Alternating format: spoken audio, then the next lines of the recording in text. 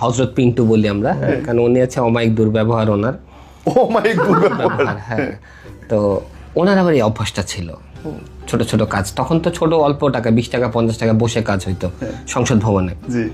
তো একদিন বর্ষার সময় আমি না পরে বুঝছি কাজ মানে কি। 20 টাকা 50 টাকায় বসে কাজ, মানে গাছে এলান দিয়ে দেয়ালে এইভাবে।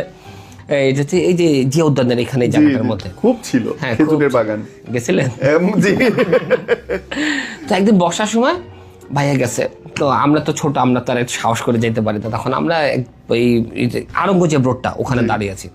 তো হঠাৎ করে দেখি যে ভাইয়া আসতেছে, কিন্তু ওনার শরীরে কোনো কাপড় নাই, পেপার দেওয়া। আল্লাহ। কাছে আসতে বললাম কি ব্যাপার ভাইয়া তুমি?